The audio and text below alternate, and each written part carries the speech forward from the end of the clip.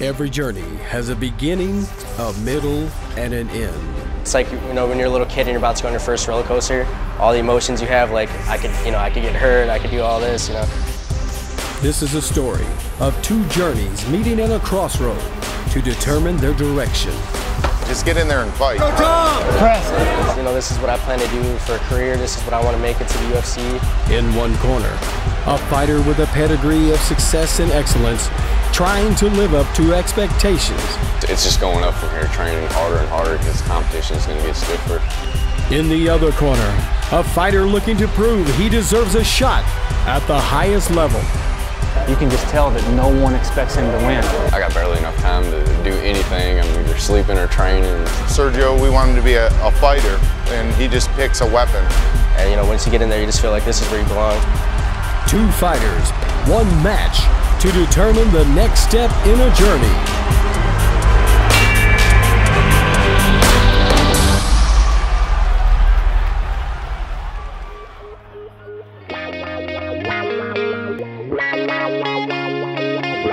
The LFC started in August of 2005.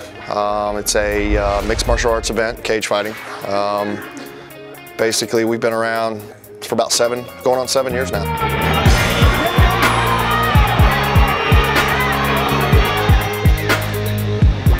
We fed several people to the bigger show, the big time, the UFC. Some other bigger shows as well, such as Strikeforce, Bellator, those types of events as well. The Tachi Tournament is one of California's big-time feeder. It actually took place at WEC when the UFC absorbed the WEC.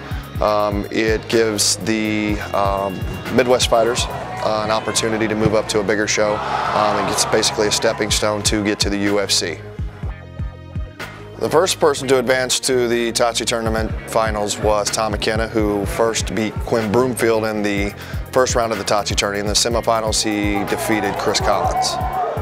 The second fighter to advance to the finals of the Tachi Tourney was Chico Camus, who in the first round of the tournament defeated Daniel Aguirre, and then the second round of the tournament defeated Alpas Kilic, and then moved on to the finals.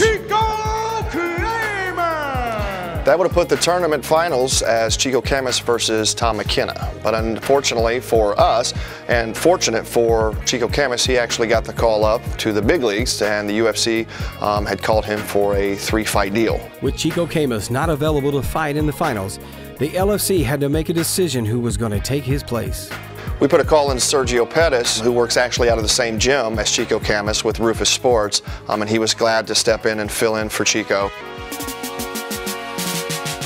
18-year-old Sergio Pettis comes from a family with a rich tradition of mixed martial arts, including older brother Anthony Pettis, UFC veteran and WEC lightweight champion.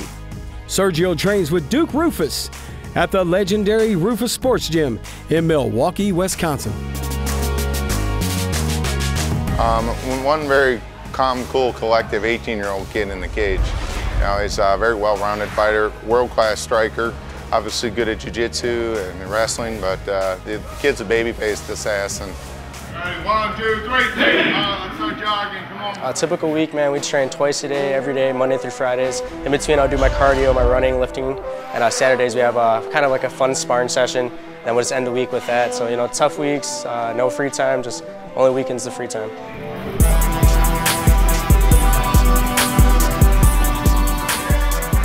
All the professionals over here, varsity squad. Biggest thing I'm trying to do with Sergio right now is teach him to free fight, meaning you don't know what they're gonna do. So he's trying to be equally strong wrestling, counter wrestling, jiu-jitsu, counter jiu-jitsu, boxing, Muay Thai, kickboxing, you name it, the whole gamut. Just get in there and fight. Good. Sit, Dustin, good pressure. Loosen up, Robbie. There you go. Man, it's awesome training at Duke's. You know, Duke's obviously a good coach. What is it, 3-time, 4-time world champion kickboxing. Maybe we got a good squad, and you know, there's no you know, like bad intentions at the gym. We're all making each other better and getting each other better. We're a big family down here. Oh, left me hanging. That's cool. That's cool. Not messing with me. Most people are going to say he's Anthony Pettis' brother until he does what Anthony's done. But in my mind, Sergio's a different fighter with a different skill set, and I mean, he's a very talented kid. At the same time, though, I mean, he's already well known in the MMA world, on the internet. He's got a huge following. I mean, for a kid who's only fought 4 times, he's getting a lot of shine. Actually, my mom started, my brothers and I, we all started off doing Taekwondo. And you know, while she was going to college, we were doing Taekwondo at her college. And then from there, Anthony made the transition to kickboxing and Muay Thai. I went to his first fight and I was just amazed, you know, like just seeing my brother perform, and I was like, man, I want to get a part of this. Yeah, so we all started off doing martial arts at a young age. There's Ray, Anthony, and me. I was only about like 2 years old, 3 years old. I don't even know if I was, you know, really doing the martial art right. But they had me in the uniform, so yeah, there's Anthony doing the splits. He can't do that no more. All my cousins actually, they're in wrestling, Taekwondo. My cousin Eli came from California. He's down here training with us, and might be going pro soon, so you know, that's pretty cool. Well, obviously Anthony, you know, he's in the UFC, so he's been training for a while. My brother Ray, he actually, he's a Taekwondo instructor, so he teaches. Yeah, and parry his punches when he's taller than you. At times that pressure is tough for Sergio, but the best thing Sergio has going for me in that situation is me, because my older brother is like Anthony and I'm just like Sergio.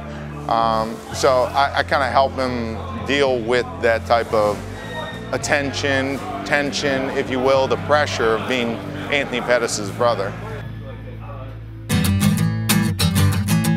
Louisville, Kentucky is home to cage fighter and firefighter Tom McKenna. Girls seem to like the firefighter gig more than the fighter. I've never really pulled the fighter card that much because I don't want to seem like a douchebag. Along with MMA and firefighting, McKenna works security and also runs a lawn care service. It's safe to say, with this mixed martial arts veteran, there is never a dull moment. Yes, it's awesome. Flying through intersections, so everybody get out of the way. Okay, let's see. I got the full-time firefighter gig, and then the MMA stuff on the side, and then I run my own lawn service, and then I also do security on the weekends at a club down on 4th Street. So right now I have 4 jobs. You wanna back me up?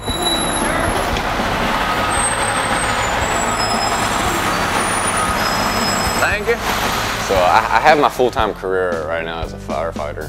So right now it's just a hobby, which I mean, I do dedicate as much time to it as it can be my other full-time job. So I'm just trying to balance it out in firefighting and see how far I can go with it.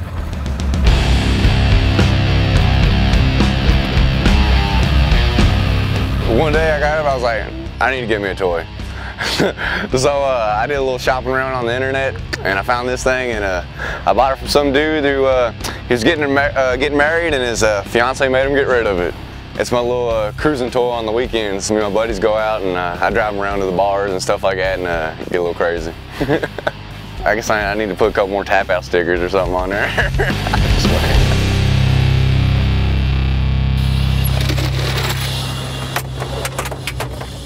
I wrestled all 4 years. I was varsity from sophomore to senior, and I had a pretty successful wrestling career. And then once I graduated high school, I was like, well, what's there to do now? The colleges I was going to didn't have a wrestling program. And then there was a martial arts gym that opened up just a couple miles away from my house, and I decided to give it a try. So I started training in boxing, jiu-jitsu, and Muay Thai, and ever since then I've been hitting hard. I love the adrenaline rush of it, and it's the competitiveness, and it also keeps me in shape and keeps me from sitting on the couch all day and things like that. So, and it also helps me out with my job. They go hand in hand, so I got to be in shape to be a firefighter also. The biggest, I guess, perks of being a firefighter is I love the 24 on, 48 hours off the shift, because once we show up on shift from about 8 to 4, we got a lot of like house chores and stuff to do, but then after that it's pretty much my free time. Well, this is our training facility here at Oklahoma, and And we have personal trainers here that show up every day that we're on, and we have to work out for a mandatory hour. And in that hour, we have a half an hour of just different types of cardio. You can see here, we do that, and then half an hour of strength training. And that's also on top of the training I do for my fights. So later on in the day, I work out and do my own little thing for that. My coach is real good at analyzing the fighters, so I let him do all the watching of the videos, and he comes in and tells me what our game plan is, and that's what we practice the whole time. I train each person as an individual, and for him, I give him a lot of submissions to attack with because he likes to attack and he's built for it. At 135, he's 5'11", so he's very tall at his weight class. So his limbs kind of give him an advantage a lot of times. So I kind of stick with him, trying to be active on the ground as far as submission goes. I'm trying to work on his striking, but he's always been predominantly a wrestler, so it's hard to get him to let him go. So. Hands up. Pretty much, I mean, he hasn't been mentioned hardly in anything. You can just tell that no one expects him to win. Nobody.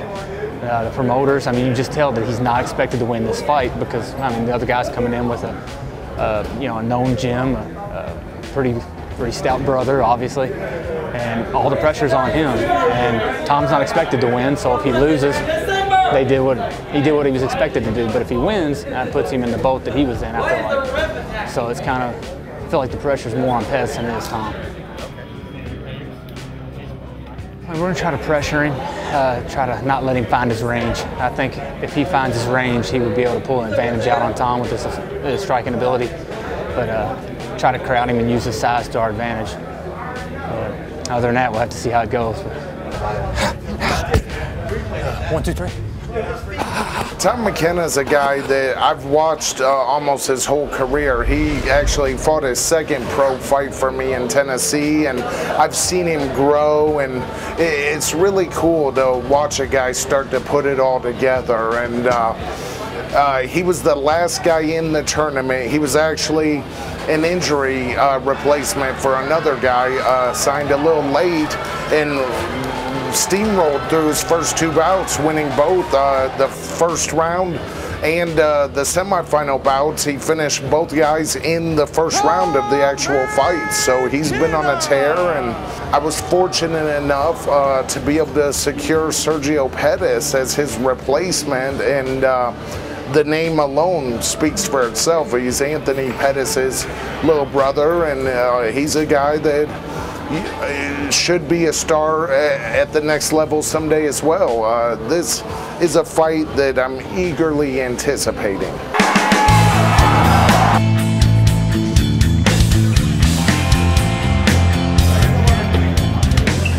I'm definitely nervous for my fights, but this fight's out of my control. The little brother goes in there, the door gets shut behind him, and all I can do is scream and give him advice. So definitely more nervous for his fights. I feel like a lot more is riding on it for me. I started him in this, so kind of gave him a career and a path. So for me, it's very nerve-wracking seeing him in there. But I mean, he got skill, he got talent, he trains very hard, and he'll do his things now. For me, it's more support. We used to live together. I mean, it was all very competitive in my household. Everything was a competition. Who could play the basketball the best? Who was the best kicker, best puncher? Who could punch the hardest? So now it's more supporting. I want to see him become very successful in this and have a bigger name than me. I always expect nothing but greatness. My dad instilled it in us. As a young age, we used to compete in tournaments. We couldn't come home with anything less than first place. If we did, we wouldn't get laughed at, but it was like, you didn't win first place. All the two brothers like, yeah, we got first place, you didn't. So for him, we know what it's all about. And in mixed martial arts, even more of a win. You win this, he's going to go to the next level. You win there, you go to the next level. Us as mixed martial artists live our lives 15 minutes at a time. Whatever happens in the next 15 minutes in his fight, or 25 minutes if it's a title fight, defines the rest of his career. Ladies and gentlemen, welcome to LFC 53. Tonight is the finals of the Tachi Tournament. Tom McKenna versus Sergio Pettis. If you're ready for some exciting cage fighting, then let's get around to throwing down.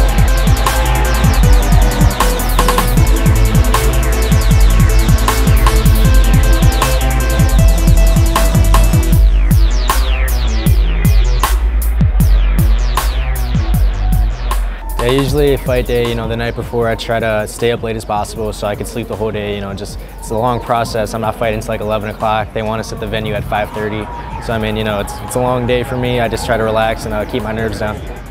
Routine, I guess during the day I try to sleep as much as I can, just because a lot of times when you fight later in the night, it can take you don't want to be tired before you go out there and fight.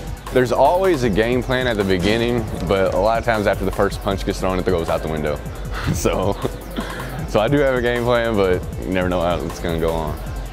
Mostly it's natural reaction, man. You know, you have a game plan, but sometimes the fighters, they react different. So, I mean, he throws something at me, I'm going to have to throw something back, you know. So all I got to do for this fight is listen to my corner and just stay strict in my striking. Okay. Everybody gets nervous. Nobody doesn't. A lot of people say, oh, I don't get nervous. No, everybody gets nervous before a fight because it's not, no, you don't know what's going to happen. So, yeah, man, we just, I go in there looking, it's just a sparring match, another day at the gym. I'm nervous, but I'm confident at the same time. You know, I trained hard, I've fought fight to fight, and now I'm here, so I just got to go out there and perform. Go deep, just touch my hands. Bang, there it is.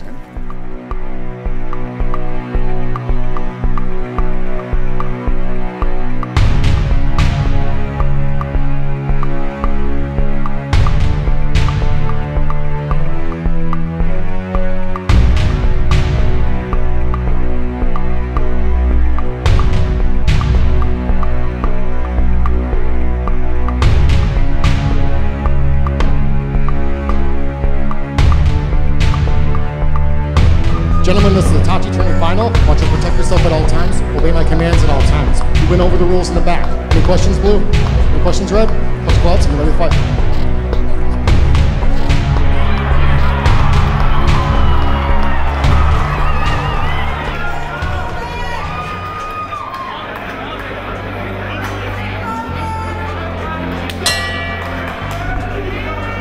That's it, kid. This is what you do. Don't load. He's fast. Teeter-totter, baby. Send it.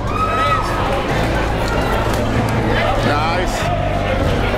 Touch leg. Pump him. Be fast. Be fast. Good. Nice. Box him up. Fast. No power. Fast. No power. Go the distance. Go salty. Inside. Hard. Carry, return, touch. That low there. Good. Go the distance. In the first minute of the match, McKenna uses his reach to keep Pettis at a distance. But at the 53-second mark, Sergio lands the first big shot of the fight. Body kick hard. Body kick. Trust it. Trust it. Trust it. Trust it. Don't have to hit him perfect with the hands. Yeah, just hit his hands. Hit his hands and then a body kick. Body kick hard. Cut him off. Cut him off. Combinations. Combinations. Press the distance. There it is, Tom. Come on. Keep closing. Keep closing. Use the kick, son. Then kick again. Be fast. Be fast. Turn him. Turn him. Cut him off. Kick. Scared of the legs. Southpaw. Rip it. Rip. Don't worry about being perfect with your hands. Use your reach with your legs. You're scared of the legs. Left body. Press him a little. Press him. Press him. Come on, Tom. Press him. Press. Press him. Turn him. Turn him. Cut him off. Come on, Tom. Low kick. Low kick. Low kick. Boy, good. Take that leg out. Circle out. Circle out. Let him go. Press him a little. Press him. Press him. Switch high. Boom. As the strikes from both fighters begin to take their toll, McKenna tries to take the fight to the ground. Push away. Explode. Explode. Stand up, sir. Explode. Excellent. Nice. Be tight. Keep posture. Posture. Posture. Turn. Turn. Turn. Turn. Pass. Pass. No. No. Come up. Come up. Come up. There you go. There you go. Now let's go to work. Be tight. Be tight. Up. Triangle. Pass. Pass. Drop your weight on that leg. Drop your weight on that leg. Bring your knee up. Bring your knee up. Bring your knee up. Get in there. Look for your stapler. Look for your stapler. Breathe. Now breathe. Relax. Get your marbles.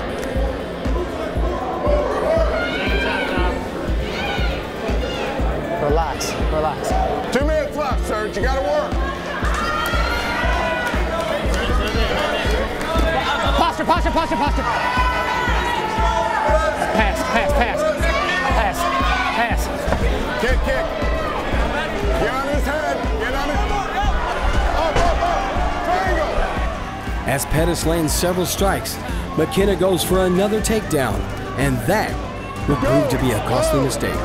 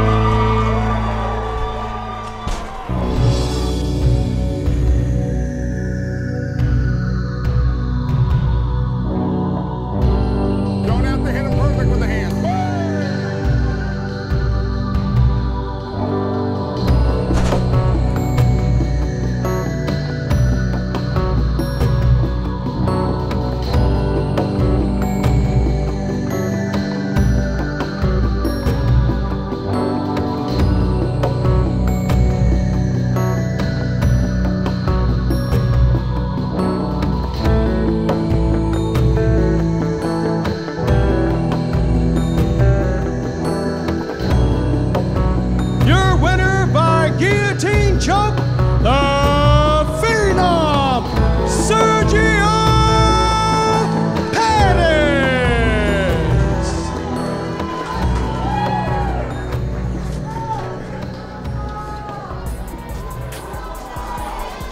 You know, this fight I wanted to come out southpaw, which is my right foot in front. Had to check him a little bit with some kicks. I know he's gonna come forward. He's a tough guy. You know, as you saw, like, he's really tough, strong guy. So I listened to my coaches, man. They told me to do everything. Lay kick, open him up, hit some punches at him, cut him up a little bit. I didn't expect to submit him. You know, I was shooting for the knockout. And I sunk it in so deep, and I was like, man, either this guy is knocked out, he has to be sleeping, or I'm just not strong enough. I let go, arm went limp, man. It was just exciting. I was so excited to do what I had to do, and came out, man. Came out the champ. He defended the takedown with a really good front guillotine choke and choked him out, so it's great. It was very well rounded. He got a chance to strike. He got taken down, was real comfortable off his back. He worked from, you know, getting his guard passed, got back to his guard. He was throwing up submissions, popped back to his feet, struck, and he landed that beautiful choke. So nice evolution, very mature performance for a very young kid. I love Anthony there, you know, I could hear his voice. Him, Duke, they're both like my brother. Scott's like my brother too. All my corners, they're my family, man. But having Anthony there is awesome, you know, that he's showing that support to me. He brought me up, and, you know, he's still here. My game plan was to stay in close to him because we know he's a striker. So it's kind of close the distance the whole time and not let him utilize his strengths. So that was pretty much it. We're working a lot of clinch work and things like that. This fight proved a lot to me. You know, I came off of a bad performance my last fight. Kind of discouraged me a little bit. Before the fight, I was thinking like my last fight was my worst performance ever. So I wanted to come out and prove myself. I came out here, you know, got a couple nicks in the face, but I had to show myself that I was able to get hit and able to return my hits. Towards the end, man, I was doing all right. Like, I felt like I was doing fine the whole time. And then I took a desperation shot right there and just went for the leg, and he took advantage of it and got that quick choke in on me, and shit happens. Oh, it's the best feeling in the world. It's incredible. You know, these guys are like my children, so you love to see your children succeed. When you take that loss, you're like, I ain't never gonna let that happen again. It just makes you hit the gym a lot harder. So I'll be take about a week off and start hitting even harder.